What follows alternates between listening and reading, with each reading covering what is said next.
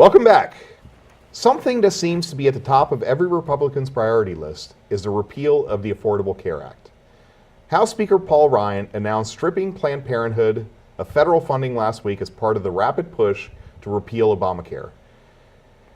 Janice, do you think Planned Parenthood has a place in our federal budget? I think they have a lot to answer for, because I still go back to the fact of, okay, what are they really funding and what are they really doing? Because to me, I grew up in an age where it was abortion is not a safe sex method. And is this being, what are they doing? Is it actually teaching and educating people and educating about everything out there? Or is it like the mass media in Hollywood and TV presents of just go have sex with whoever you want to, whatever you want to, wherever you want to.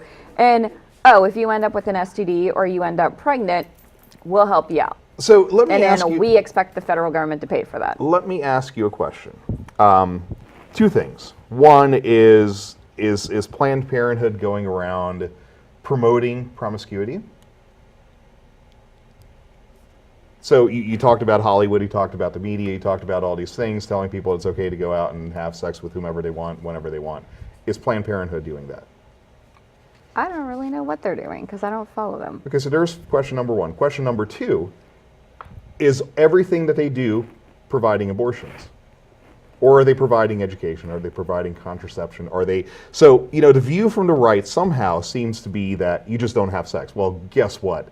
That is about as unrealistic as any view could be. Yeah, I don't think that's necessarily the view from the right. I think it's very much the view from the right. It's not my view from the right. My view there's a difference between having sex and having an abortion. And I believe it or not, being on the right, am a pro-choice person. I am okay with that. I can tell you for sure it would never be a choice I would make, but I don't think it is my job to suggest to others. So starting with that, I think the view from the right is there are those on the far right who say, yes, don't do it. There are those in the right that say, is it fair that we should minimize the number of abortions and we shouldn't use abortions as a method for birth control? We shouldn't use abortions when we find out the baby growing in us is a boy and we wanted a girl. I think that in my mind at least, we just do too darn many. And I think that the fact that Planned Parenthood does provide other services that I don't think anybody would have a problem with gets mixed up in the fact that they provide a lot of abortions, and even though they say they keep the funding separate, how do you do that? You do that very simply, the same way that most organizations that have to keep funding separate do. And I think that there are many misunderstandings involved here.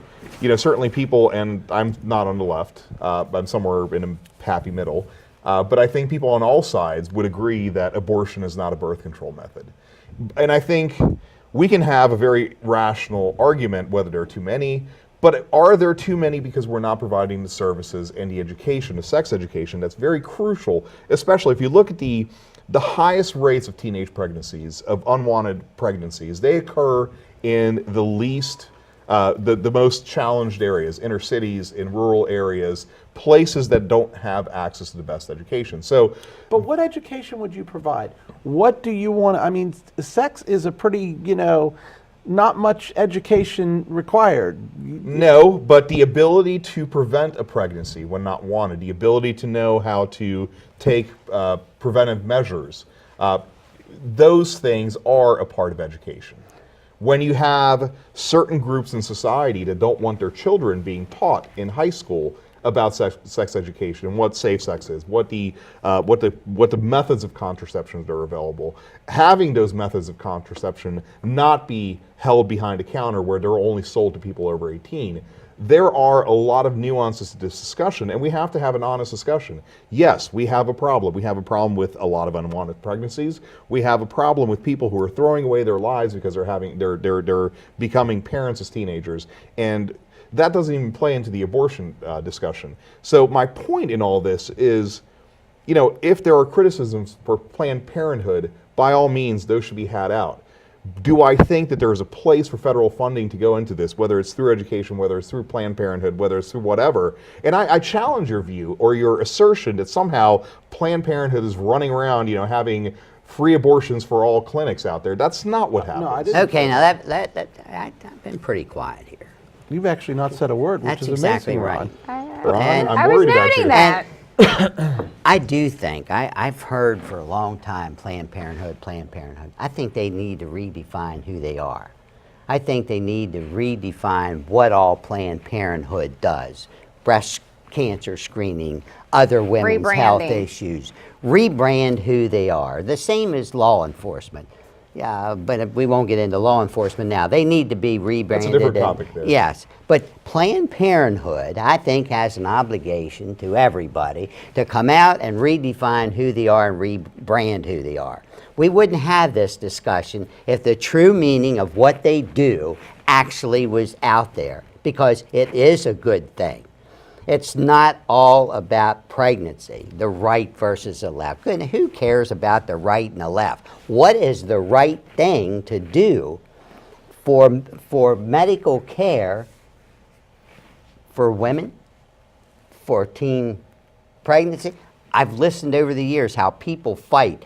They develop, I get upset sometimes when I hear that politics has become that Christianity has become so involved in politics and what the Bible says and what this says and what that says. We need to get back to what is the right thing to do for health.